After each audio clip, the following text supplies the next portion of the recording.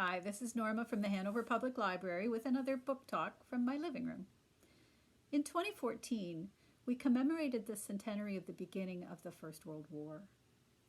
As an amateur historian and a reader, I was gratified to see that a number of novels set during the Great War were being published so that more people could understand that momentous time in history. I've read several of them, and one of the very best is Jennifer Robson's Somewhere in France. Robson is not just a wonderful, evocative novelist. She also holds a doctorate from Oxford University in British social and economic history, so you can be sure she gets the details right. The story begins in the enchanted and beautiful summer of 1914. Lady Elizabeth Neville Ashford, who everyone knows as Lily, reluctantly prepares for an evening party at the home of her wealthy parents. A young woman of intellect and ambition, Lily is trapped by her social class and her parents' expectations. At the party, the talk is about war. Will it come? When will it come? Oh, and we mustn't talk about war. It will upset the ladies. Lily resignedly makes her way around the room, making small talk and wishing she was elsewhere, when she sees her brother's friend Robbie. She'd met him several years earlier when her brother Edward had brought him home from their school for a visit. Her parents were not happy that a son of a Scottish garbage man was their son's best friend, but Lily had quite liked him and the feeling was mutual. Meeting again, Robbie is astonished at how lovely and self-possessed Lily has become. He is now a doctor working in London, and he tells Lily that when war comes, he will join the medical corps. Moreover, he says to Lily, it is the 20th century, and women could and ought to do anything they wished. This is very encouraging to Lily. When the war begins in August and her brother and Robbie join up, Lily finds the strength to break away from her parents' grip.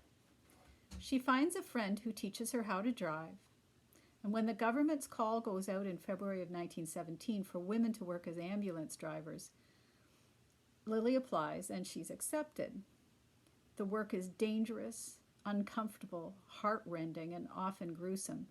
But Lily is determined and brave, and her work at the front means she's able to occasionally see Robbie. Robson's depictions of the devastation that the war wrought on soldiers and other personnel are evocative, but there was a camaraderie born of shared experience among them that was strong and very human, and Robson does a terrific job of describing that as well.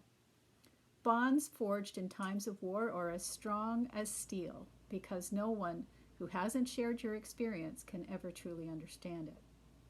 And Lily and Robbie's romance certainly has that going for them, despite the differences in their social class.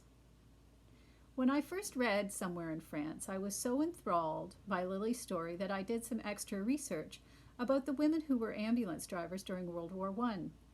I read one of the books that Jennifer Robson recommended, Helen Zena Smith's Not So Quiet. This 1930 book, although also a novel, is based on the actual war diaries of Winifred Young. The work of ambulance drivers was exhausting, physically and emotionally, and it pushed these women to the extremes of human endurance.